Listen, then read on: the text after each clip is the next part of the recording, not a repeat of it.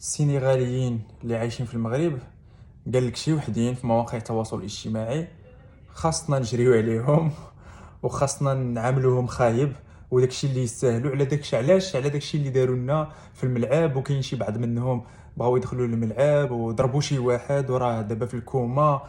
بهذا السبب هذا خصنا نجريو على جميع السنغاليين اللي ساكنين في المغرب. وشوف دابا المنطق ديال هادو، نفس هاد الناس هادو الا سولتيهم قلتي لهم كاين واحد المغربي دار واحد العمليه ارهابيه في فرنسا، وراه فرنسا قررت باش تجري على جميع العرب وجميع المغاربه اللي كاينين في فرنسا بسبب واحد دار واحد العمليه، اذا غادي يبقى فيهم الحال. يقول لك لا علاش تظلمهم، ما داروا والو، غير واحد هو اللي دار واحد كذا.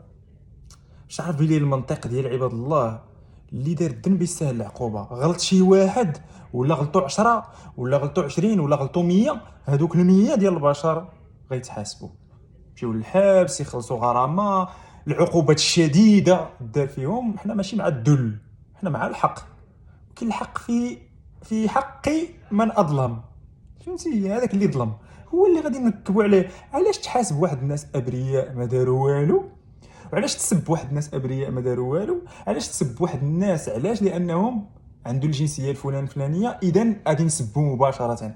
وانت بنفسك رافض هذا المنطق، لان انت بنفسك غادي يقول لك مغربي اذا انت السحور، اذا انت البنات في الخارج، اذا انت مطبع مع الكيان الصهيوني، غادي يقول لك انت مغربي اذا انت مشات لك سبته ليليه.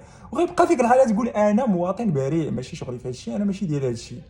علاش ما كتعاملش بنفس المنطق مع الناس الاخرين؟ علاش كتجمع؟ علاش؟ هذا هو السؤال اللي كنسولو من نهار بدات هذه الفتنه.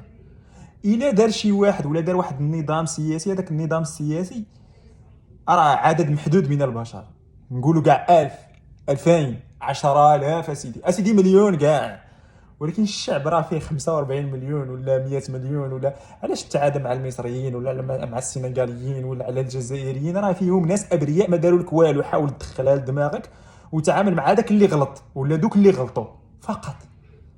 ما عرفتش واش هذه شي حاجه طلاسم تنقولها، ولا شي مرات كنحس براسي بحال كنشرح شرح الواضحات، شي حاجه باينه. كمسلم هكا خصك تتعامل. اللي دار الذنب يستاهل العقوبه، ولكن ما يمكنش نحكم على شعب كامل. اتقوا الله صح.